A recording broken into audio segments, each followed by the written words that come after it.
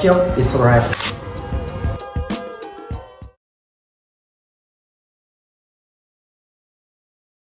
Halo semuanya, aku Heka. Selamat datang di HITS, Hubungan Internasional Talk Show.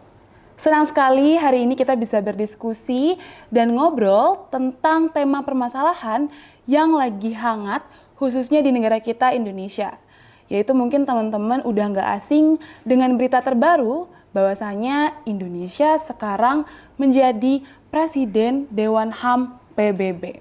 Terkaitnya kasus ini sebenarnya menimbulkan banyak sekali perdebatan di masyarakat. Ada yang menjadikan ini sebuah kebanggaan, ada juga yang mempertanyakan kenapa bisa kita menjadi Dewan HAM PBB di dunia, sedangkan kasus domestik masih belum cukup tuntas. Perbincangan hari ini kita bahas yang tidak hanya kita akan berhentikan pembahasannya di permukaan, melainkan kita juga perlu tahu untuk mengulik lebih lanjut terkait sudut pandang terkait permasalahan tentang Presiden Dewan HAM PBB di dunia yang dipegang oleh Indonesia. Maka dari itu, hari ini kita tidak sendiri, kita juga mengundang narasumber yang luar biasa dari Lembaga Bantuan Hukum Bandung yang akan ikut berdiskusi pada HITS Hubungan Internasional Talk Show hari ini. Maka dari itu kita sambut saja langsung Kak Heri Pranomo dari Lembaga Bantuan Hukum Bandung. Kita tepuk tangan semuanya. Halo Kak Heri, selamat sore ya Kak ya. Sore. Gimana Kak kabarnya hari ini? Baik. Oke. Alhamdulillah ya. Terima kasih ya Kak sebelumnya udah mau berkesempatan hadir di acara kita pada sore hari ini. Ya. Jadi ini sih Kak, mungkin perbincangan hari ini tuh kita akan diskusi santai ya Kak ya, Ya. terkait permasalahan Indonesia yang sekarang menjadi Presiden Dewan HAM PBB gitu. Iya benar. Karena menurut masyarakat sekarang ini malah jadi timbul perdebatan. Apakah memang Indonesia ini layak atau tidak sebenarnya menjadi Presiden Dewan HAM PBB gitu. Karena seperti kita tahu bahwasanya permasalahan di domestik pun belum sempat terbahas dan belum sempat sampai tuntas lah Kak perbincangannya.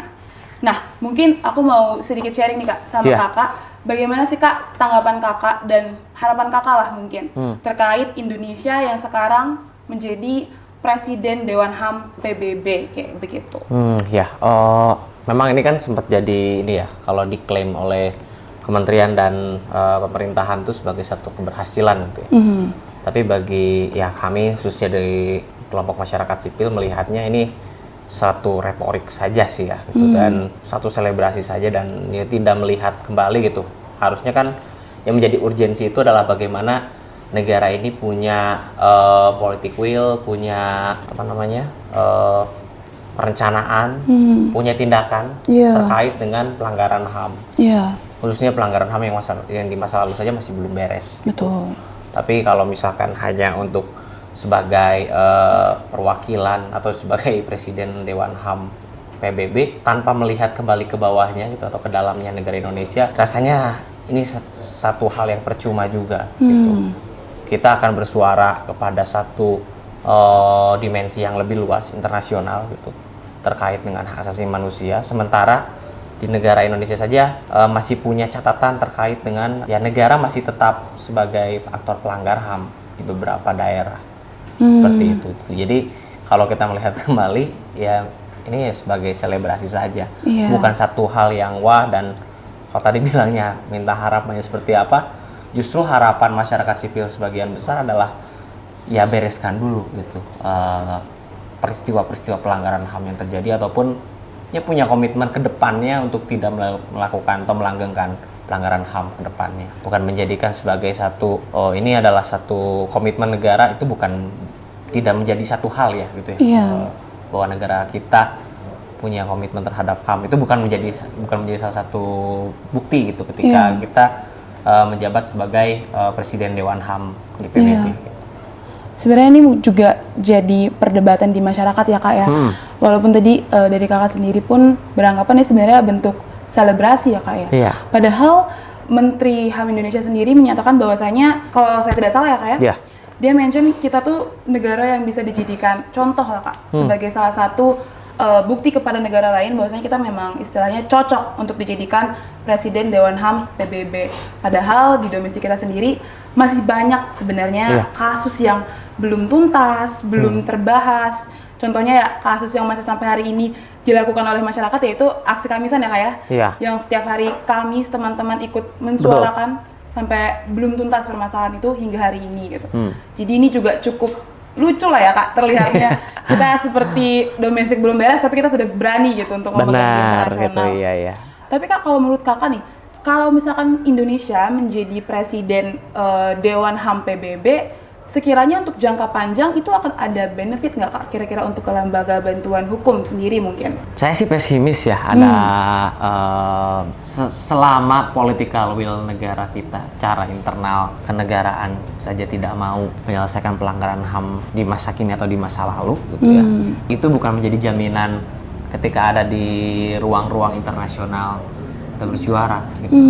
Bahkan kalau kita melihat kembali ya gitu ya, reporter atau misalnya laporan-laporan berkaitan dengan kejadian pelanggaran HAM atau misalnya rekomendasi yang ada di ruang-ruang internasional kan sebenarnya kan tidak datang dari negara. Iya. Setahu saya itu sih. Jadi memang datangnya dari ya warga masyarakat yang terdampak ataupun komunitas korban. Iya, korban gitu. ya Kak ya. Justru ya negara tidak melakukan kewajibannya dalam melakukan misalkan ya penghormatan, perlindungan ataupun terkait dengan pemenuhan. Masih banyak beberapa catatan-catatan yang ya secara eksplisit itu bisa dibuktikan itu ya. Seperti kayak tadi mungkin ya aksi Kamisan. Aksi Kamisan itu adalah satu aksi yang selalu dilakukan setiap Kamis yang dilakukan untuk sebagai momentum bahwa ini ada pelanggaran HAM yang masih belum tuntas gitu. Dan sekarang masih ada. Ini lagi ya Kak. Iya. Nggak cuma di Jakarta tapi juga di kota-kota lain, di daerah-daerah lain juga. Betul. Itu kan yang membuktikan bahwa ya negara ini masih belum ramah HAM ya. Betul sekali. Banyak ya, ini selebrasi yang keberulangan ya. Kalau kita melihat kan dulu kan Bandung sempat pernah punya komitmen sebagai kota ramah HAM. Betul. Gitu. Yang pada akhirnya juga berkebalikan gitu. Apalagi ini gitu ya, menjadi perwakilan Dewan HAM di PBB tapi dengan kondisi yang jadi negara sendiri atau di internal sendiri pelanggaran HAM ini masih rentan terjadi. Betul. Seperti itu gitu. Iya sih Kak, aku juga setuju sebenarnya dengan pendapat yang disampaikan Kakak. Karena memang dengan kondisi Indonesia sendiri, rasanya kalau kita memikirkan jangka panjang untuk benefit pun pesimis ya Kak ya. Benar. Karena memang kasus di internal kita pun ternyata hingga hari ini justru kian tambah banyak ya kan ya. Iya, tambah banyak dan menambah deret bahwa negara ini adalah aktor pelanggar HAM ya. Aktor pelanggar HAM, Iya, justru itu tuh gitu. Iya, betul. Gimana Kak. mungkin kita bisa membawa narasi atau mempromosikan hak asasi manusia dengan negara kita yang notabene adalah negara yang masih tercatat sebagai aktor pelanggar HAM. Betul. Iya sih Kak, betul. Dan mungkin aku juga baru dengar nih ya Kak, ada info bahwasanya sekarang KUHP sudah diberlakukan. Dan itu salah satu bukti, ini kan baru-baru juga di 2026 ya Kak ya? Benar. Itu kan bukti bahwasanya Indonesia pun masih membatasi terkait hak asasi manusia para masyarakat ya kan ya Kak ya? Betul. Dan ini juga jadi pertanyaan aku sih Kak, kalau misalkan kita terus tetap berada di posisi menjadi presiden Dewan HAM di PBB tapi Indonesianya sekarang masih memberlakukan pembatasan di negara kita, kira-kira mau menurut Kakak ya Kak, jangka panjangnya ke internal masyarakat kita bakal kayak gimana sih Kak? Saya nggak tahu ya kalau untuk dampak benefitnya gitu. Karena kan kalau misalnya kita berbicara dampak benefit, sebenarnya negara juga sudah menempatkan Menteri HAM ya. Gitu. Betul. Banyak gitu, dan yang sampai sekarang juga performanya masih belum bisa dirasakan oleh masyarakat, khususnya untuk komunitas korban ya, korban pelanggar HAM gitu. Dan kalau tadi bilang berkaitan dengan pelanggaran HAM ini adalah problem struktural ya. Selain dari ya kita hampir sebagian besar informasi terkait hak asasi manusia aja masih belum menyeluruh, ditambah juga peraturan-peraturan atau politik hukum di negara kita juga itu semakin menjauhkan terhadap perlindungan hak asasi manusia bagi warga negaranya gitu tuh. Jadi ya kalau dilihat kembali gitu, ya contohnya ya kita jadi cerminan itu adalah KUHP ya. Gitu. Iya betul. Yang dimana kalau kita melihat dari konsep pemidanaan, soalnya dengan adanya KUHP dan KUHP ini itu sebagai dimensi kehadiran hak asasi manusia yang dihubungkan dengan tindak pidana gitu. Tapi malah ya adanya KUHP dan KUHP ini kami catat itu sebagai perluasan pembentukan subjek kriminal. khususnya kepada orang-orang atau misalnya masyarakat yang kritis terhadap kebebasan berpendapat ataupun berekspresi gitu, seperti itu gitu. Itu juga menjadi cerminan bahwa ya pada akhirnya Indonesia menjadi presiden Dewan HAM di PBB itu tidak membuahkan hasil, bahkan ya itu bisa menjadi salah satu ini ya mungkin flamingnya pemerintah gitu ya, ketika atau negara ketika ya kita sudah melakukan sesuatu untuk perlindungan hak asasi manusia. Padahal nyatanya ya tidak gitu. Betul. Seperti itu sih. Jadi berbanding terbalik ya. Berbanding terbalik gitu. Ya bagaimana ya tadi ya saya selalu mengatakan bahwa bagaimana bisa gitu menjadi perwakilan bahkan menjadi presiden Dewan HAM PBB, tapi dengan kondisinya ya di negara kita juga masih rentan dan sering terjadi pelanggaran HAM gitu. Nah, ini ya Kak, menurut aku menarik sih, pelanggaran HAM ini padahal sudah dibicarakan di media, orang-orang sudah banyak yang menyuarakan, apalagi khususnya kita lah sebagai masyarakat sipil ya Kak, di platform X, di platform manapun teman-teman ketika ada pelanggaran HAM pasti terus-terus menyuarakan. Cuman yang menjadi pertanyaan, kasus ini tuh terus repeat ya Kak, ada aja kejadiannya. Kira-kira apa sih ya Kak yang menjadi salah satu pemicu ini tuh terjadi? Apakah karena faktor hukum Indonesia yang belum cukup memadai, ataukah memang kondisi politiknya, atau mungkin negara kita nih Indonesia belum punya inisiatif gitu terkait si pemberantasan untuk para pelanggar HAM kayak gitu? Ini sangat kompleks ya dan sangat struktural kalau kami lihat. Pertama ya tadi ya berkaitan dengan politik hukum negara kita yang tidak mengakomodir konsep-konsep kewajiban HAM untuk negara, seperti kayak misalnya penghormatan, perlindungan maupun pemenuhan. Terus yang kedua, kalau ya ini pendapat pribadi saya kali ya. Iya betul. Melihat hak asasi manusia, eksistensi HAM itu di Indonesia hanya sekedar pada undang-undang, bukan pada prinsip bernegara, berwarga negara gitu. Yang ketiga adalah dari aparat penegak hukumnya. Aparat penegak hukum itu tidak pernah, atau misalnya kami jarang ya melihat aparat penegak hukum dalam pertimbangkan dia melakukan tindak tanduknya sebagai penegak hukum itu didasari pada hak asasi manusia. Dari mulai misalnya kepolisian mungkin sampai kepada pengadilan ya, kejaksaan, pengadilan juga kami masih jarang melihat. Misalnya contoh pertimbangan hakim yang mempertimbangkan nilai-nilai perlindungan hak asasi manusia juga itu masih cukup jarang dan belum mainstream gitu. Seperti itu gitu. Budaya hukumnya juga ya kita masih menganut ya, makanya kan tadi kenapa banyak politik hukum yang pada akhirnya mengeliminir justru bahkan menghilangkan hak-hak warga negara di dalam pembentukan peraturan perundang-undangan. Itu juga menjadi salah satu faktor. Dan yang paling terakhir adalah politik will-nya negara kita. Politik will negara kita ya. Dari dulu sampai sekarang ya ketika memang narasi penyelesaian pelanggaran hak asasi manusia itu ya pada akhirnya cuma hanya muncul di ketika kontestasi perebutan kekuasaan, pilpres dan misalnya pemilu gitu. Ketika mereka sudah menjabat, justru itikadnya itu menjauh. Dari mulai ya masih diberikan ruang orang-orang yang notabene adalah pelaku pelanggar HAM di masa lalu diberikan jabatan. Iya, betul. Gitu.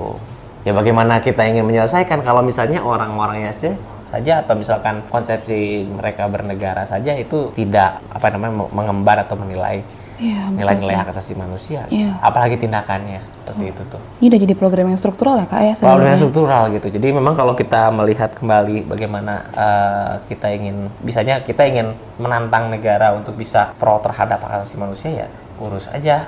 Contohnya salah satu langkah kecilnya adalah bagaimana tindakan negara terhadap pelanggaran HAM di masa lalu. Pelaku pembunuhan Munir mungkin belum sampai sekarang. Sampai sekarang belum ketemu gitu. Masih dipertanyakan ya gitu. Terus juga pelaku penculikan aktivis ketika Orde Baru juga tidak pernah diadili. Betul. Yang ya sampai sekarang ya jadi efek bola salju aja sampai sekarang gitu. Dan terus-terusan hingga sekarang ya pelanggaran HAM di masyarakat yang dirasakan oleh masyarakat itu bukan cuma hanya kepada kekerasan fisik dan hilangnya orang ya, tapi bukan hanya pada konteks sipil politik saja. Betul. Gitu. Tapi juga di ranah yang lain seperti kayak misalnya pemenuhan terhadap hak atas pendidikan. Betul. Hak atas lingkungan yang sehat, hak atas pekerjaan yang layak, upah yang layak, itu juga semakin ditinggalkan oleh negara. Gitu. Ini alih-alih ingin memperbaiki malah meloncat kepada dimensi Yang internasional lain, gitu. betul. Ini kan semacam kalau saya lihat sebagai pembersihan nama gitu ya. Yang seharusnya itu memperbaiki dulu nih kondisi HAM di internal negara itu. Kita malah memposisikan sebagai Presiden Dewan HAM ini menjadi salah satu yang gak strategis dan tidak kemungkinan tidak juga membuat kondisi hak asasi manusia akan lebih baik. Betul. Justru malah makin memperkeruh suasana di dalam domestik ya sih Kak. Benar, Kak? itu tuh. Karena kan pasti teman-teman masyarakat sipil pun bertanya gitu, kenapa diberikan peluang kita sebagai Presiden Dewan HAM tadi Benar. gitu. Padahal kasus di domestik pun makin banyak ya Kak ya. Apalagi Kakak juga nyebut ada hak pendidikan. Iya. Dan menurut saya tuh lagi happening banget ya Kak, karena kasus yang Oh iya kemarin. benar, itu yang kemarin di ini ya apa NTT ya. Betul. Itu kan menjadi cerminan kan Betul. bahwa ya kita juga negara dalam melakukan pemenuhan hak atas pendidikan dan hak lainnya yang sifatnya ekonomi sosial budaya gitu, itu juga kita masih kelagapan gitu. Apalagi ini kita tiba-tiba ada di Internasional. dimensi Betul.